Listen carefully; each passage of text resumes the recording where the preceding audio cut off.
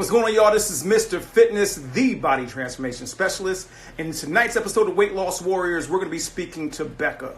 So tonight, Becca's going to get on and she's going to share with us her weight loss journey, and she's going to talk about everything. She's going to talk about where she's been, where she's at now, where she's looking to go, and everything in between.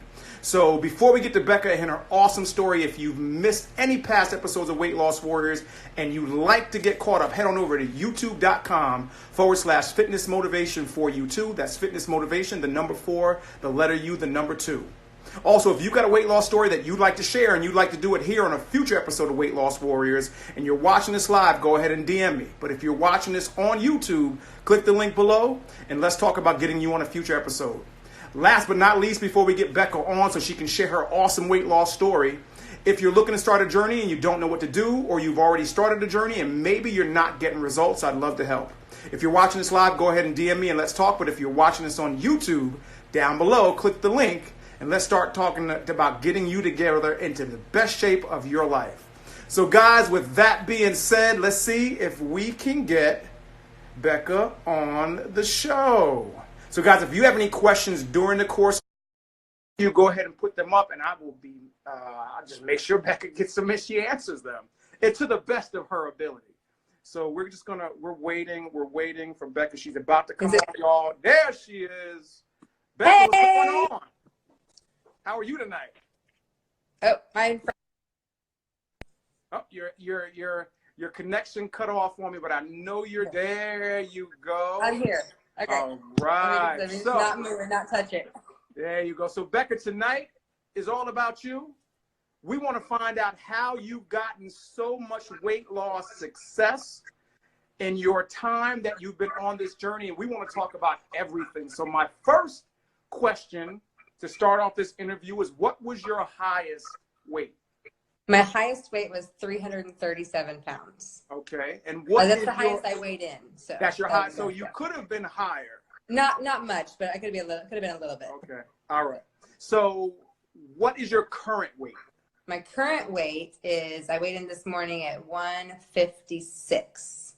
So 156. So, yeah. I went on vacation last week, and so took a little break. So and now I'm trending back down. Might have gained a little bit, which is normal, which is okay. Yes. Look, when you go on vacations, you got to enjoy your vacation. You don't need to be a slave. You know, that's why this is sustainable, is because I know that I can choose to take a break and I can get right back on and it'll come off again. Exactly.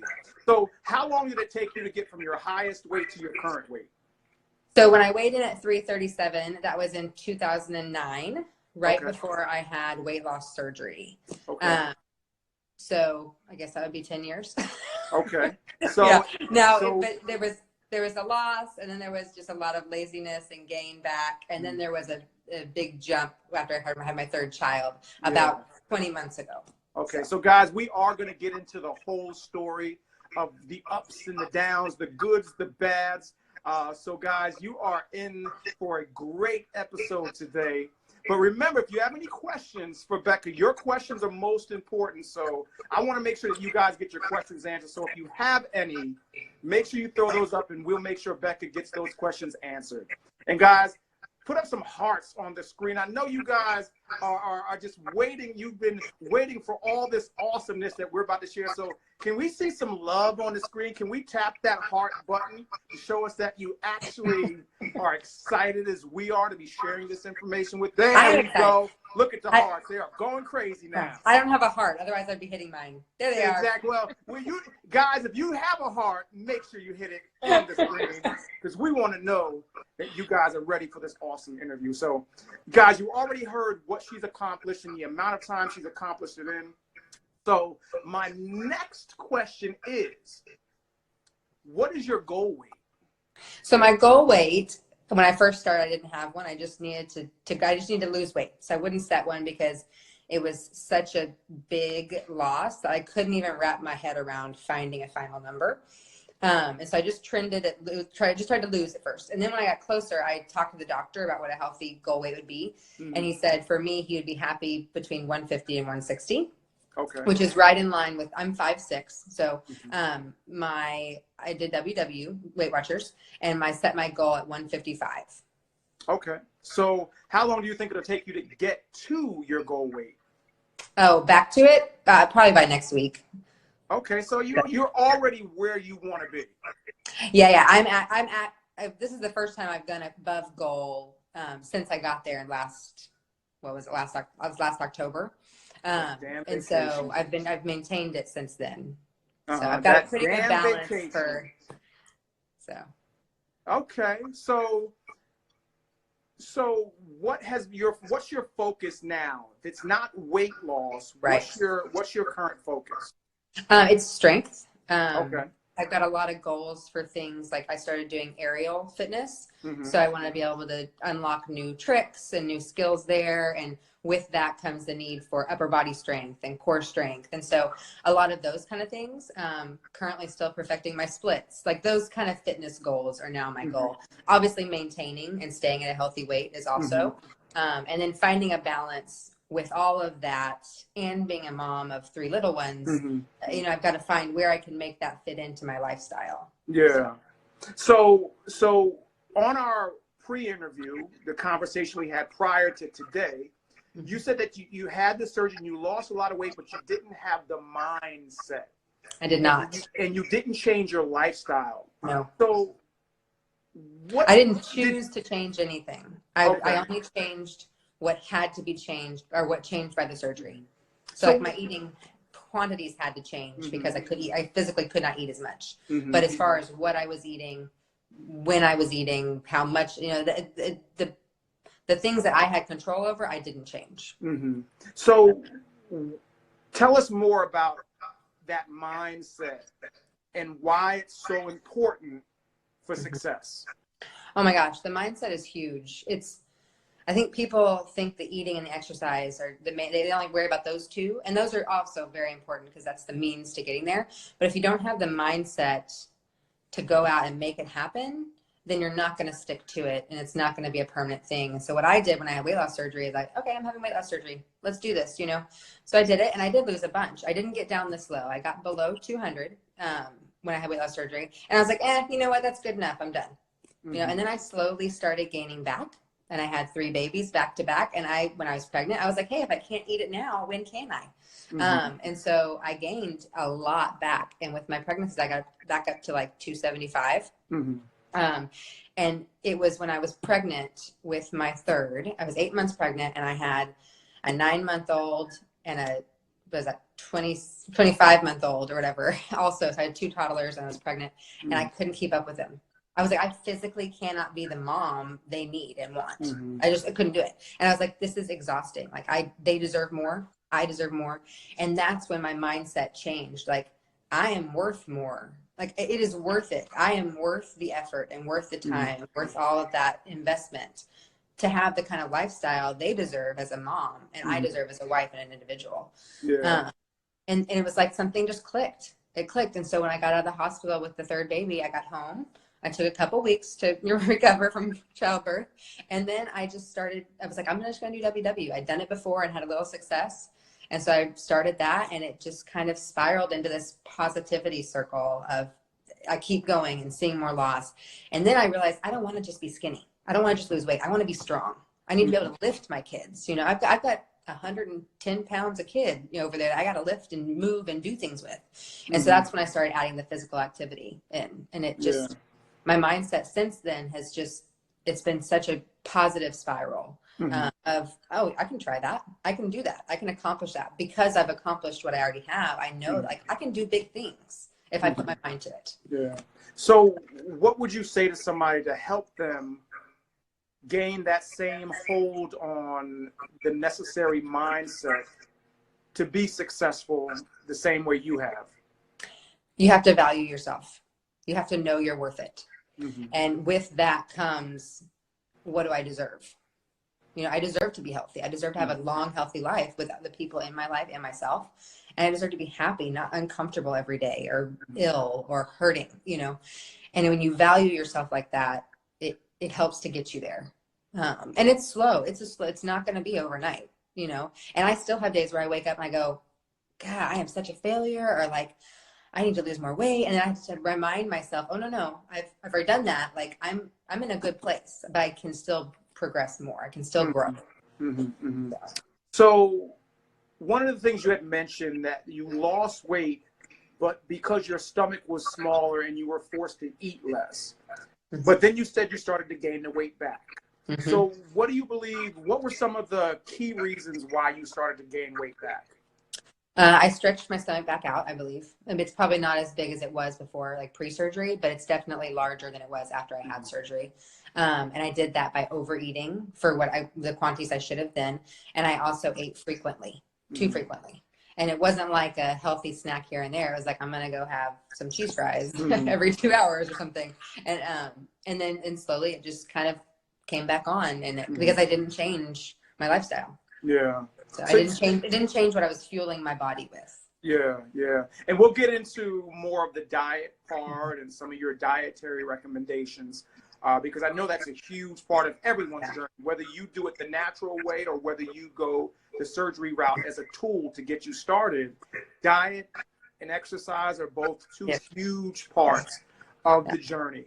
But I want to talk about the part where you said you realized that you couldn't keep up with your kids and something had to change. Something had to happen.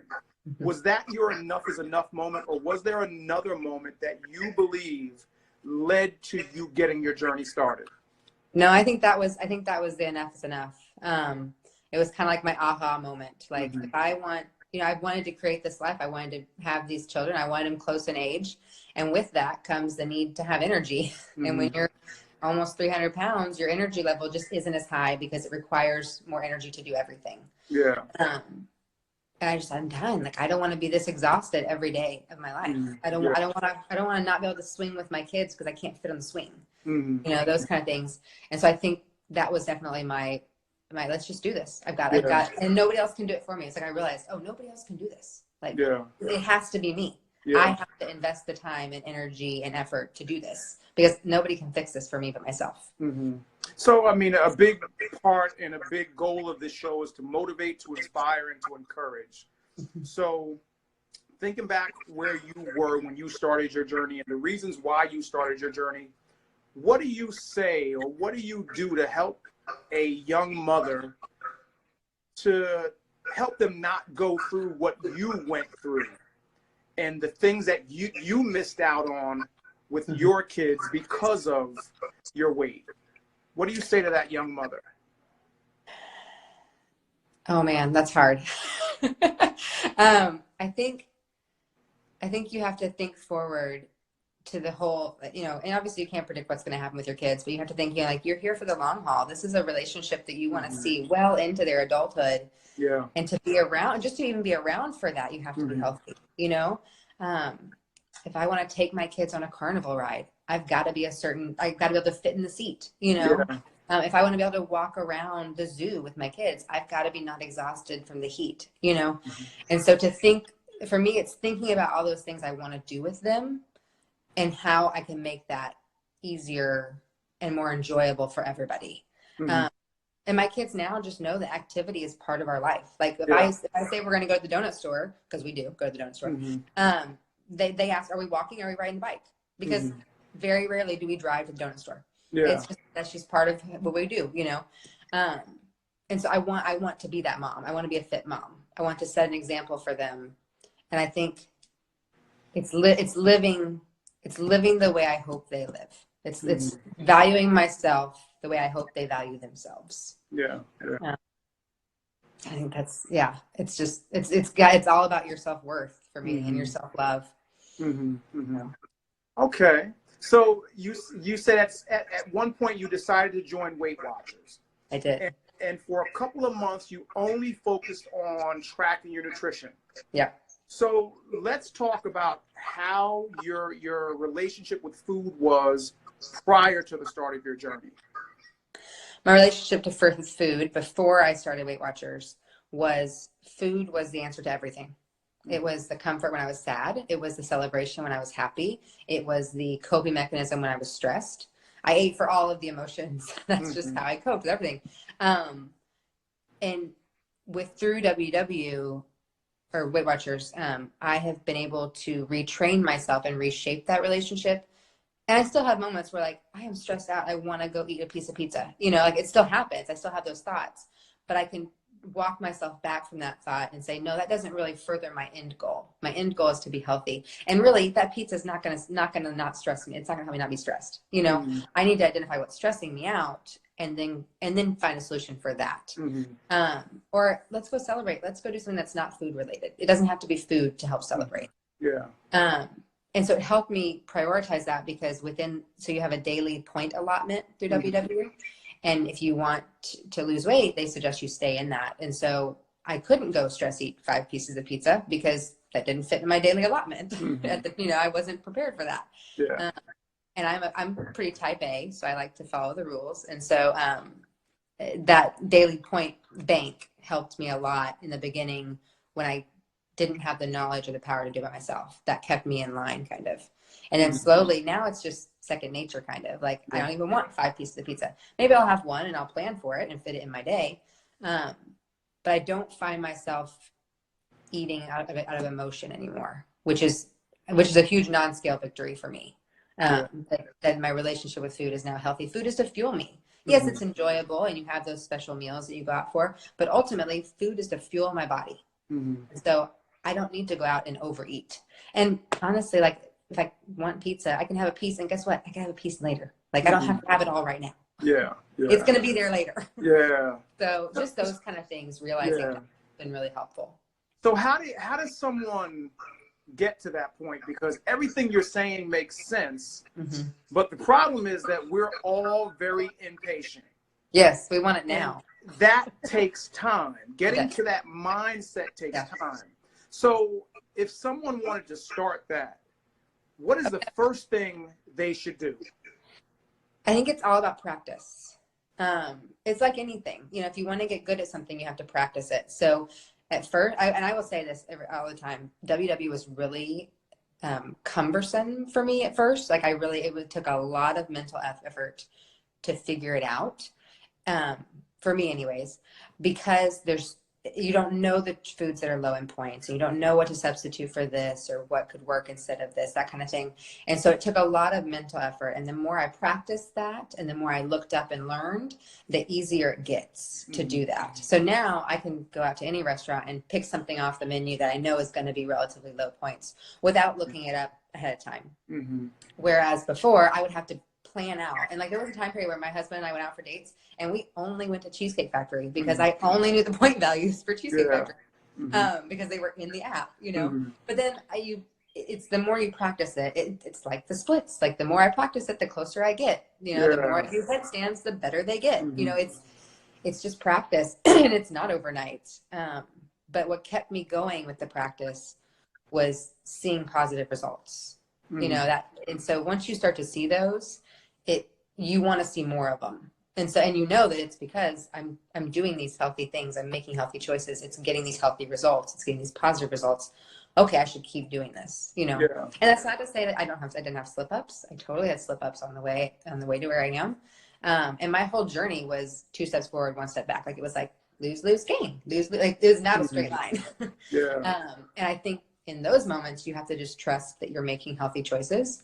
And the scale will follow because So let's step back a little bit and talk about your childhood. Okay. So you said that you struggled with weight your whole life, and you said you were the chubby girl growing up. Always, yeah, I was always the chubby girl. So what do you think, or how do you think your childhood contributed to you being overweight? What was it about your childhood? I had a very lovely childhood, a great upbringing. My parents were amazing, super supportive in anything I wanted. We were not forced to do physical activity, which my nature probably was a good thing, because if you force me to do something, I'm not going to do it. You know, like that's my personality. I didn't do a lot of physical activity growing up. I was more the art kid. And so I stuck kind of to that side of things. And so I think I should have moved more probably. I don't know how I would have done that or how they would have gotten me to do that. And then I think I started to lose control with food really heavily when I went to college, and it was all in my control, or all out of my control, I should say. Yeah. And that's when I really got to my heaviest. Mm-hmm. Because I was just borderline overweight, chubby all through school, and but I was heavier than I am now in high school. And so what would you say, or what words of encouragement would you give to, you know, a let's say a teenager that's dealing with their own weight issues? Oh, that's hard, because those are hard years anyways. And if they're dealing with weight issues, obviously they're already insecure about it. So I don't even know how like a parent or a friend would approach that without, you know, they'd have to want to hear it, you know, for it not to be offensive, I guess. I would say find some activity that you like and really invest in that, because even now that's what really has me. Like, I found a physical activity that I love, and so it doesn't feel like work. It's enjoyable. I look forward to it. I want to go. I crave going to my aerial studio because I haven't been in a week, you know. So find something that you like to do that's movement, that's healthy and active. And learn to have a healthy relationship with food. Don't celebrate with food. Celebrate by going to do something with your friends, you know. Invest in those relationships instead. Invest in your activities, your hobbies, those kind of things. Don't make food your hobby. I completely, you know, and I think that's one of the big mistakes people make, is that a lot of things in our lives are associated with food. Oh my gosh, so many. And we have to understand that you don't necessarily have to give up everything that you enjoy and that you love to see great results. You know, one of the things I tell my clients is that the good thing about getting the results that you seek is you don't have to be perfect. Right. If that was the case, no one would succeed. No one would be successful at all. So the goal is to find a system that works. And most importantly, be consistent with that system, because nothing's going to happen by doing something that's good for a week. I mean, it has to be something that's sustainable. So it's also important to find something that you enjoy, because if you enjoy it, it's going to be sustainable and you're going to be able to do it long term. And that's how you're ultimately going to get the results that you seek. Yeah, it's got to be a lifestyle. It's not a quick fix. It's not a diet. This is just how I eat now. It's just, you know, like, and people will say, oh, well, where can you go on WW? I'm like, I can go anywhere. You know, just let me know. Where do you want to go? I can go and have anything I want with planning and moderation. Those two things. I can go anywhere and eat anything I want. But it has to be a lifestyle. It has to be consistent. Like you said, it has to be, in order for it to be sustainable. Because if not, like, if you don't change for the long haul, you're just going to fall back into the habits that you had before. If it's not sustainable. And that's why, like, I decided, I consciously made the choice. I'm going to take off for vacation. I'm not going to track. I'm not going to open my app. I'm going to eat mindfully. Like, you know, I'm trying to eat mindfully, but I'm going to take off and I'm going to have a gain, because I'm not doing physical activity as well. And that's okay, because I know, like, I'm so confident in what I've done and how I know the system now, that I can get right back on and it will come right back off. It'll be slow. It'll be slower coming off than it was putting it on. But that's okay, because that's what makes this doable for me. You know, if I could never, and this is why, like, certain other lifestyles or eating plans don't work for me when they restrict me from certain, like, all together from everything, is because my personality is like, if you tell me I can't have something, that is the only thing I want until I go and binge on it. So like, you have to find one that works for your lifestyle and your personality and your everyday life, because it's different for everybody. It's a unique journey that we're all on, even though it's connected with health and wellness.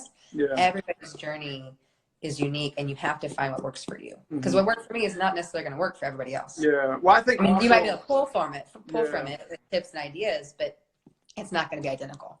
Well, I think also part of the reason why it worked for you is because you planned it as part of the process. You know, instead of just going on vacation and not having a plan and going off the deep end.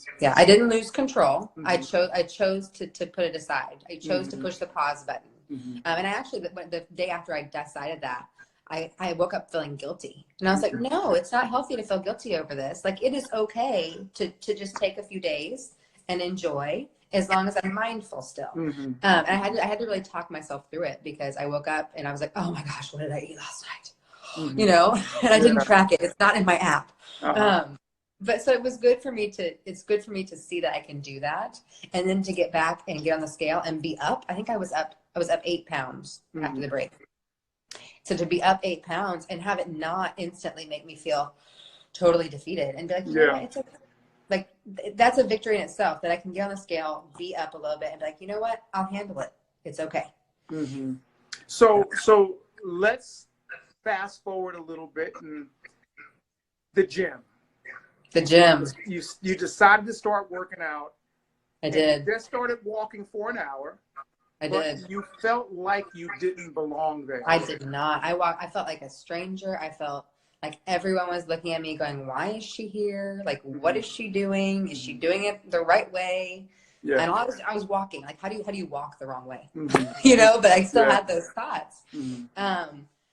And so I started going early. That's how I started going early in the morning. Actually, it was like, I'm going to go early in the morning with my mom, because I needed a partner, because I couldn't even go in the door by myself. And that got me going. And my only goal when I first started working out was just to get 10,000 steps a day. I was like, that's my goal. I'm just going to get 10,000. I'm going to move enough to get 10,000 steps a day. And that'll be good enough for now, you know? And I did that, and slowly it became 15,000 steps a day. And then it became 20,000 steps a day. And then it became, I should probably do something other than just steps, you know?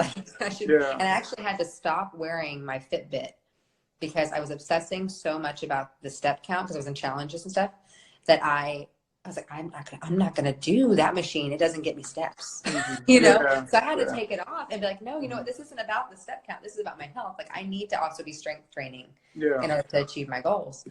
And so, but yeah, the gym was a very scary place. So how can someone get over that fear of stepping in the scary place? What would your advice be? I would say pick a time that you feel like it might not be heavily packed. And honestly, find a buddy. For me, it was finding someone to go with until I got comfortable. And then just slowly start slow. I started slow. I started with one thing. And then I started branching out. And once I met more people, like people would help me with the machines. I didn't know how to do them. And this cute little old man who goes every morning at 5 a.m. with me came over to me one time when I was trying a new machine. He's like, I'll help you. And I was like, thank you. You know, so it's like and it's okay, because that's why you're there to find out how to do it. So it's okay, you know. If you have to pull up a YouTube video on how to do some core exercises, do it, because that's why you're there. You know, nobody's going to judge you for that. And if they are, that's their issue, not yours. So that happened. And then there's still a room that I'm a little bit intimidated of. It's the weight room. I do the weight machines up high where my cardio machines are. But I've started getting more comfortable going in there, and I've just branched out. And I'll pick like one machine to start with, and I'll just get comfortable going to that one. You know, I just go to that one spot that I know is like my safety spot in that room. And then I'll start going to another one, or that kind of thing. So I think you start slow, and again, practice going in there, you know, and even if you just go for a little bit. But finding a partner was big for me. Having that support all along my journey has been huge. Finding that support, or if you don't know what to do, hire a trainer. The trainers are great, and they want to see you do well. That's why they're there. You know, so if you need some knowledge on that kind of thing, you don't want to look up the YouTube video, then hire somebody or find somebody to go with that knows, you know. And most people will, like, if you go up to somebody, and I've had somebody ask me, like, how do you use the machine? I'm like, I'm happy to help you, because I've been there, you know. So I think support, finding someone, and then just, like I said, practicing again. And you have to, again, it's all about, like, you have to, like, your end goal. Like, I want my end goal bad enough to get over the fear of figuring out the gym. So you've got to keep that end goal at the forethought of your mind. Otherwise, you lose sight of what you're trying to work towards. So how has your workout evolved from where it started to now? What are you getting into now to continue your journey? Oh man. So my workout is never the same, because I might have a little bit of attention issues. I get a little bored with the same thing. So I usually go in and I start with some cardio just to get warmed up, either on the Stairmaster or the stationary bike or the rowing machine. I'll do one of those three typically. And then after, I do probably 20 to 30 minutes of that.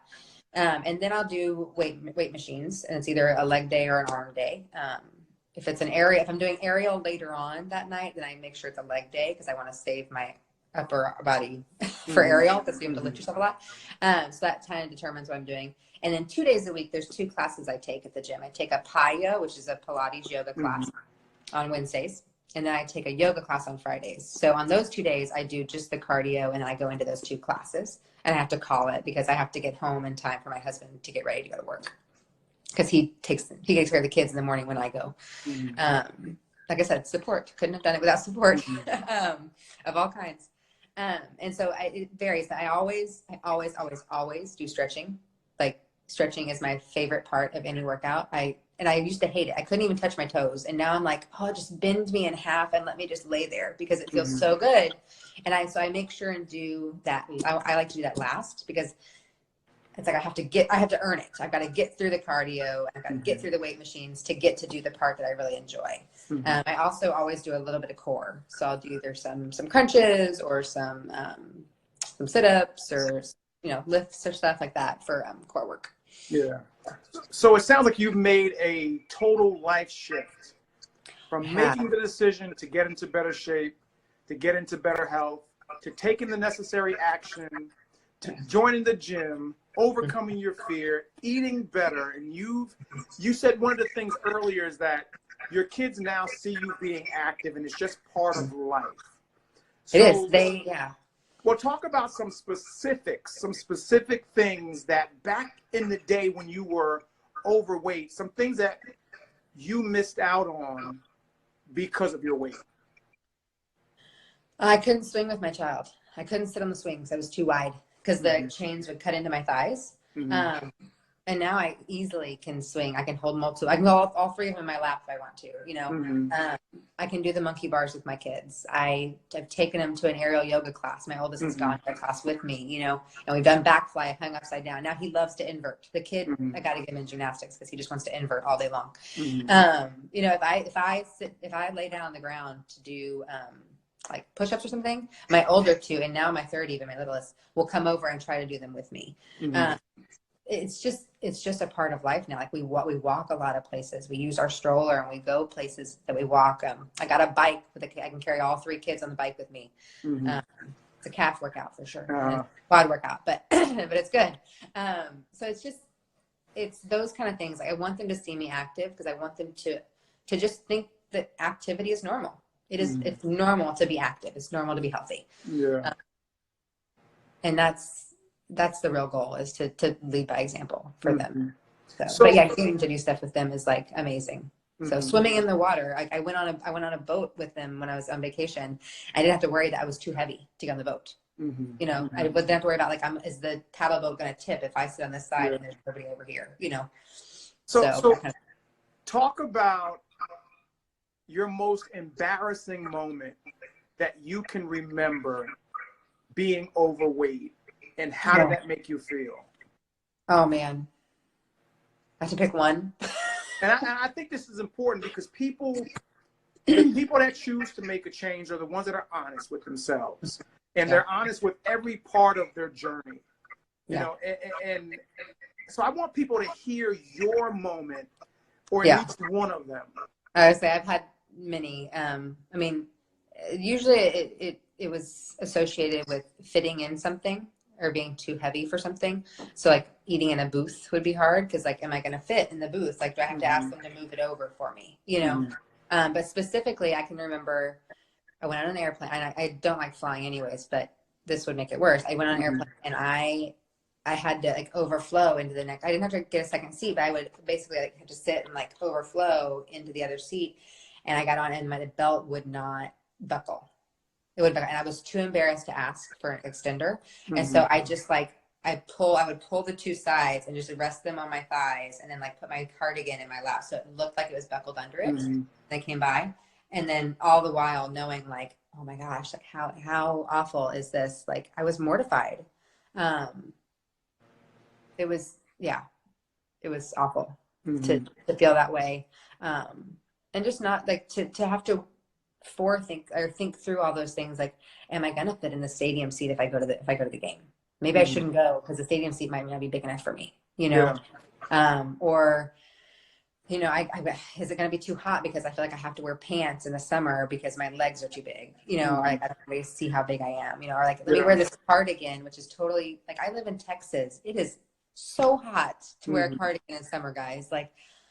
like I had a friend that now she's told me now that I'm healthy and I wear shorts and short sleeves. She's like, I used to look at you and get so hot because you would be in so many layers. I was like, yeah, it's because I was trying to hide my body, like, and how big I was, you know, in my mind, for some reason, covering it up helped, even though I was adding more bulk.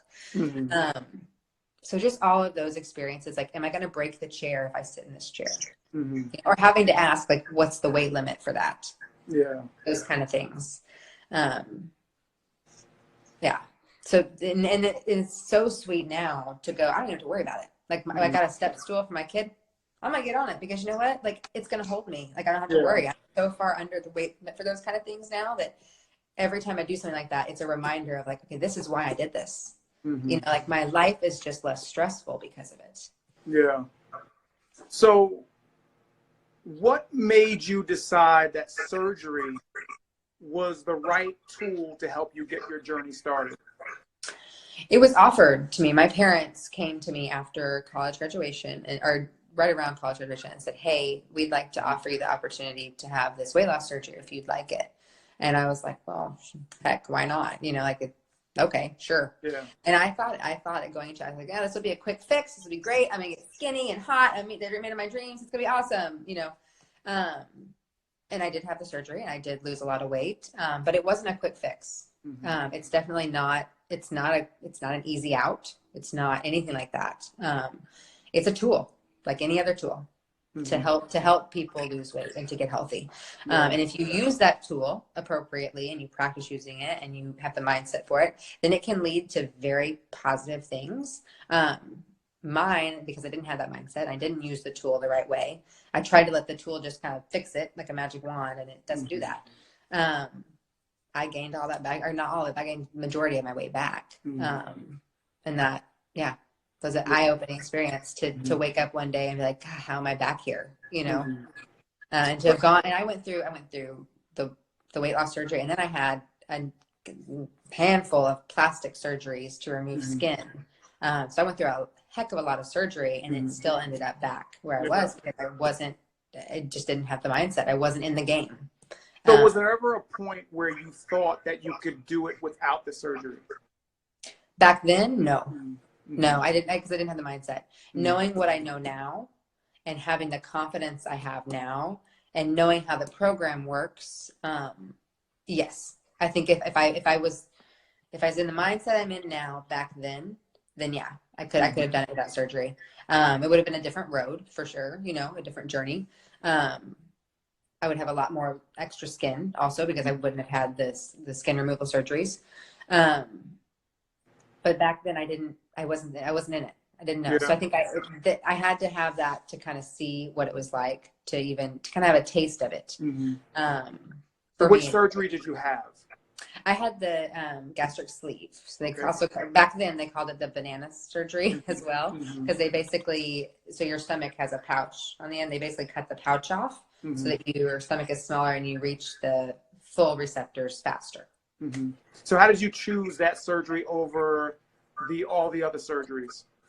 So we looked at all three. We looked at my parents and I, because they were helping me with this. We looked at the bypass, we looked at the sleeve, and we looked at the lab band, the band. And I went to several information settings and met with several doctors. And my dad was in healthcare. He's retired now, but he was a corporate guy in healthcare. So he had some, you know, he knew some doctors to talk to. So we talked to them, and it came down to, we asked the doctor, like, if it was your kid, which one would you suggest? And he said the sleeve, and he said why. And that really, for me, that set better. I couldn't wrap my head around the bypass just because the way the surgery works. I just couldn't get my mind on board with that. And then the band, I had a friend who kind of had a not so great experience with it. So that was also in my mind. And the sleeve was like, oh, okay, this is the new one, that kind of thing. And at the time we didn't really consider it that much because it wasn't covered by insurance. But then talking to the doctor, we realized that was the one we wanted to do. And so we went ahead and chose that one. And I'm glad I had that one because it's been good. But my only thing now is I can't chug water. So like all these stop, drop, and chug like things I get on Instagram, I'm like, yeah, okay, go, I'm done. You know, because I can't take in that much fluid at once. So I have to basically sip water throughout the day in order to get my water. But I can eat a normal amount now because, like I said, I stretched it back out. Yeah. So Are there any regrets that you have about any part of your journey? I mean, I wake up and I have regret for not doing it sooner. Mm-hmm. Like not getting on board and really doing it sooner. Because I feel like my pregnancies would have been easier for one, if I had been healthier. Cause I was heavy for all three. And so I feel like that would have been just one example of what would have been easier if I had gotten. But then it's like I don't know if I would have had that aha moment earlier. It's almost like it took me getting to that point where I really couldn't do my life, the life that I had made. I couldn't even keep up with it to be able to do it. So no, not too many regrets. Just not finding that mindset sooner, probably. Yeah. So you've probably heard this, I'm sure, either from someone or on some group online, that surgery is in some way cheating or it's the easy way out. Yeah. Now, the first question I have for you in regards to that is, was that something that you thought prior to getting the surgery? Did you think was there some stigma around the surgery in your mind that you were taking the easy route or that you were cheating by getting the surgery? Not that I was cheating. It's hard to explain. I do not believe that it's the easy way out. Let me just first state that. I think I hoped it was going to be the easy way out. I hoped it was going to be a quick fix it and you're done kind of thing. But then it wasn't.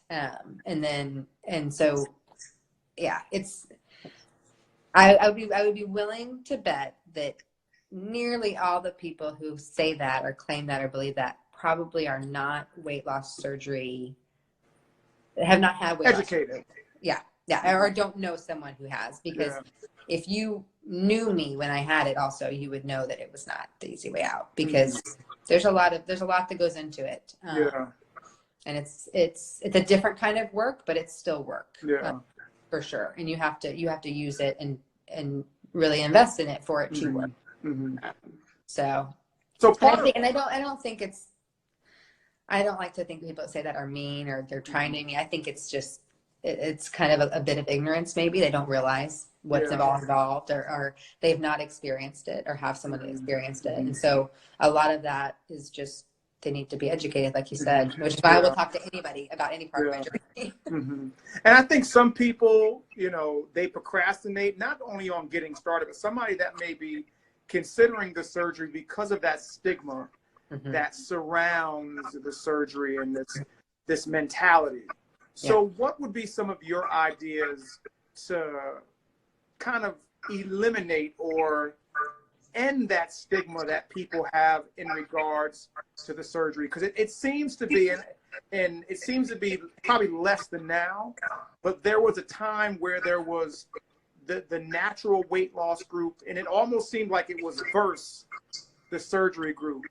And I'm kind of in the middle where I just want you to do whatever's necessary to get you to where you want to be, regardless of if it's surgery or the quote unquote natural way. I don't care how you get there, just get there. Well, I'm never going to knock someone for taking charge of their life and for doing what they feel is necessary. But I think there's going to be people that are going to watch this. They're going to have questions. And we're having a horrible storm over here. You probably just saw my electric link out. So God, if I lose you, I will jump back on. But hopefully we won't lose anybody. So what would be one of your ideas to put an end to that stigma? I would say sit down and have a conversation with someone who's lived it. A genuine conversation, open-minded conversation. I think you have to go into anything like that has to be open-minded and with an attitude of, I want to learn more, because if it's not, then you're just going to prove your point, and that's not going to achieve anything. I actually just had a friend who had the surgery, and beforehand she mentioned that she asked me about it, because she knows I had it, and that kind of thing. We talked a lot about just, my experience and everything. And I think it's changed a lot since then too, as far as what they have you do before and after. But she had some fear, and she was like, she didn't know if she wanted to tell people. I think that's kind of what you're getting at, is like, it's almost like there's this shame around it.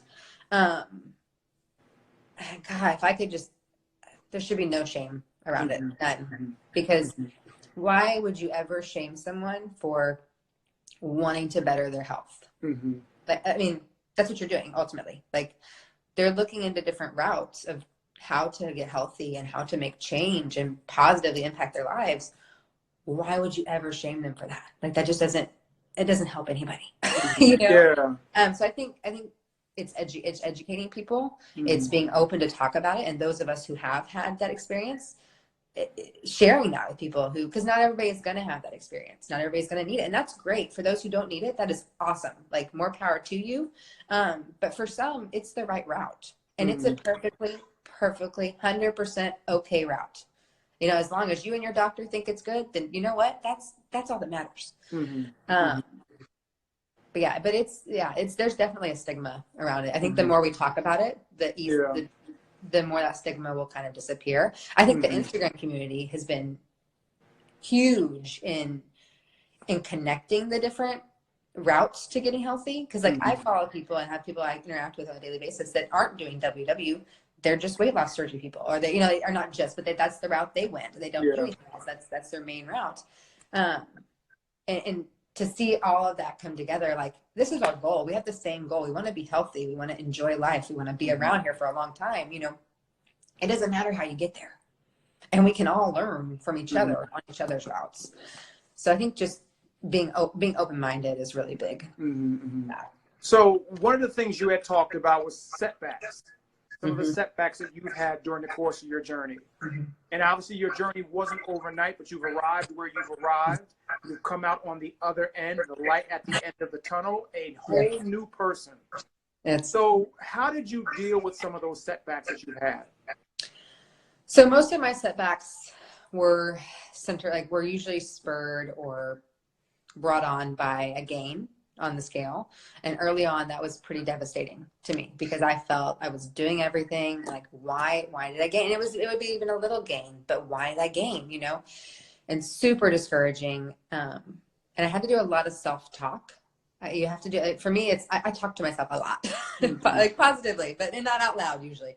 But not always, but usually in my head. But I had to remind myself, like, this is only one way in on my whole journey, you know, and if it's up, that's okay. Like, I'm going to weigh in again next week.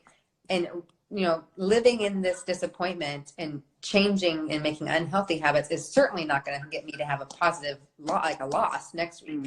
What can I do to make sure I have that loss? Because when I had those gains, all I wanted to do was like, I'm going to quit. It's not working. And I'm like, it's one day, you know, like, I could weigh in tomorrow 2 days up or 2 pounds up because I drank too much water, you know, like, you can't base it on that. It's for the long haul. And I think I had to start relying on things that were not scale related. Are my clothes fitting well? Do I feel better? Do I have more energy? Those kind of, and trusting your choices. Like, I had to trust, okay, I ate well. I know I made good choices. I'm going to trust that the scale is going to catch up with me eventually if I keep honestly making those healthy choices. So why are those non-scale victories so important? Why is it important to acknowledge the things that happen positively during your journey that are not related directly to weight loss? I think they keep you going, for one. And ultimately, I would say the non-scale victories are really what you want. The number on the scale, nobody else knows your number on the scale but you, unless you tell them, you know. But being able to go and be active with my kids, like, people can see that. My kids can feel the positive impact of that. I can feel, you know, those kind of things, those non-scale victories are what make life more enjoyable. And that's one of the huge benefits to getting healthy. So did you ever have an obsession with the scale?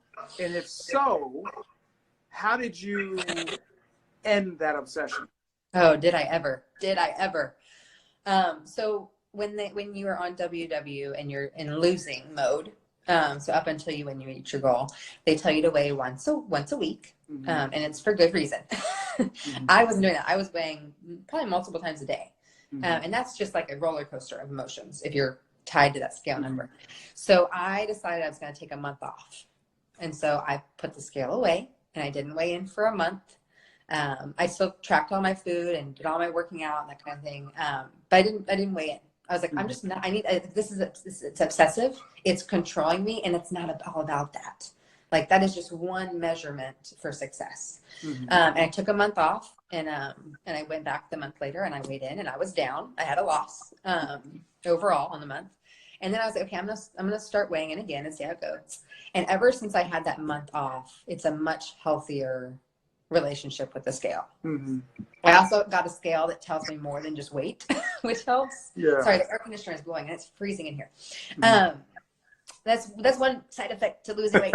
You get really cold fast. You get really cold really fast. It's like I lost a 190-pound sweater or something, and now I'm like freezing all the time. Sorry, I lost my train of thought. The scale. So I got a scale that also tells me muscle mass and fat percentage.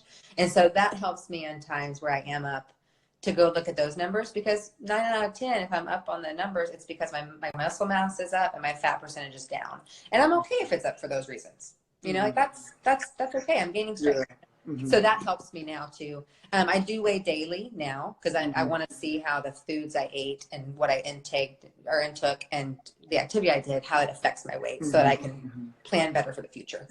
And so I keep a pretty close eye on it now, but I don't feel obsessive about it. It doesn't control me. It doesn't affect my emotions like it used to. And so I think that's how I know I'm in a healthy place. The scale and I are good right now. In a healthy relationship. If it starts to be too controlling, it's going to have to take the booty. I hear you. So let's talk about the future and some of the things that you have planned now that you've lost so much weight. Now you're on this end of your journey. What are you motivated to do now that maybe you weren't motivated to do before? So aerial is a big one for me. I want to figure out how to get a rig at my house so I can do more on that. For me, it's really just increasing my strength, my endurance, my strength. It's all about being strong. I want to be able to do more pull-ups. I can do maybe one right now. You know, I want to be able to do those kind of things. Because I feel like that's a measurement of like, I am healthy, you know, I can do, you know, as far as like leisurely things that I want to do. There's not, I mean, my husband and I, like when we go on vacations now, I want to hike. I want to go get active in wherever we are, you know, I want to do, I want to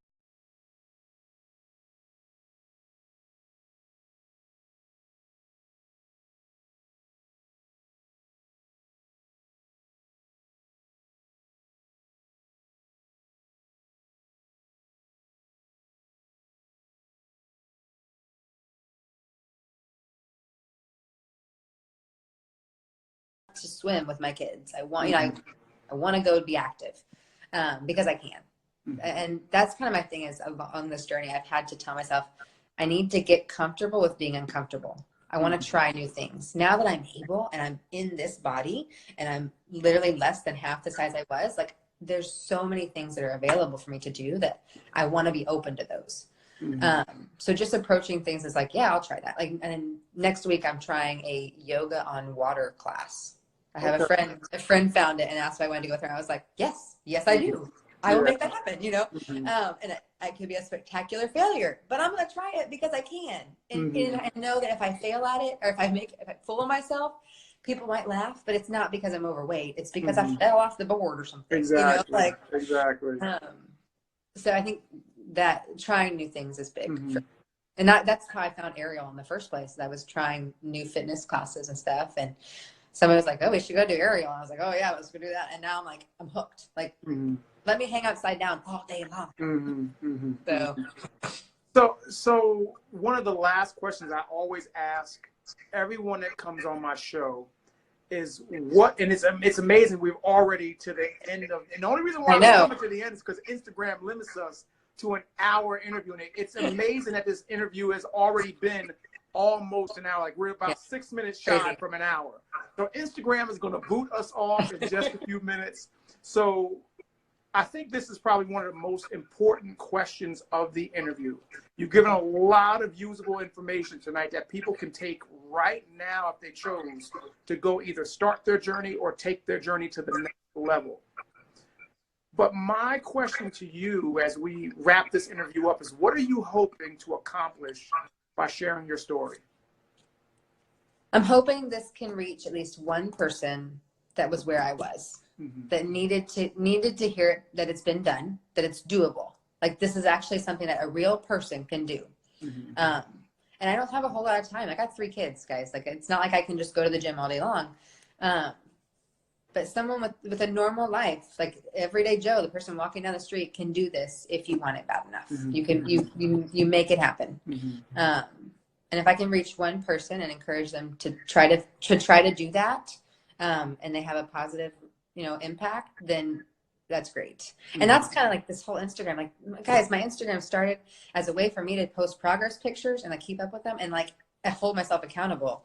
And now I get posts from people all the time saying that I'm inspiring. I'm like, but me, really? Me? Like, I'm just little old me over here in Texas, like doing my thing. And that keeps me going. Like, my journey is now impacted by all the other journeys that are connected with it. And it's just such a strong community. And oh God, support is huge, guys. Yeah. Support is huge. So guys, you heard it here first. The goal is that nothing happens. And like I like to say, if nothing changes, nothing changes. It's not going to happen on its own. You're going to have to make it happen. And that's the biggest difference between people that succeed and people that don't. The people that succeed take action. So guys, take one thing from this interview and put it to action immediately. As soon as this interview ends, whether you plan on going to the gym or whether you plan on eating dinner or regardless of where it is at this point in your day, do something with this information. Don't let it go in and let the time that you spent here watching this live be for nothing. Take the information. And as I like to say, Nike built a multi-billion-dollar company based on one phrase, and that's just do it. So guys, if you liked this interview tonight, show us how much you liked it by using the information. Take action. Yeah. Becca, how can people reach out to you? I know they're going to have questions. Give everybody your Instagram and anything else that you'd like to talk about while we close out this interview. So my Instagram is at findingmyhealthyhalf, all spelled out, all one long convoluted word. So feel free to message me on there. I try to stay pretty active on that and get back to people pretty quickly if I can. That's the best way to get a hold of me for sure, is just DM me or message, comment on something I post if you want or whatever. But that's definitely, I'm pretty active on there. Yeah. So guys, go ahead and follow Becca and follow her journey. She's going to continue to inspire many people. I know this to be true. So guys, we're about to get on out of here. I hope you enjoyed tonight's episode of Weight Loss Warriors. Again, if you've missed any of the other past episodes, head on over to youtube.com. And this episode will also be on YouTube. And I'm going to put the link to Becca's Instagram in the description. So if you want to follow her journey or if you want to watch the replay, head on over to youtube.com/fitnessmotivation4u2. That's fitness motivation, the number 4, the letter U, the number 2. Also, if you'd like to share your awesome weight loss story here on a future episode, DM me if you're watching this live. But if you're watching this on YouTube, down below in the description, there'll be a link. Click that link and let's talk about getting you on a future episode. Yeah. Last but not least, if you're looking to start a weight loss journey and you don't know what to do, or you've started a journey, but the results just aren't coming the way you know they should, I'd love to help. Guys, if you're watching this live, go ahead and DM me. Let's talk. But if you're watching this on YouTube, down below, click the link and let's talk about working together. Guys, this is Mr. Fitness, the body transformation specialist, and Becca signing off. All right. As always, where there's a will, there's a way. That's right. I hope you have, or we hope you have. Yes, we do. Awesomely great day or night. Guys, till next time. All right. Bye.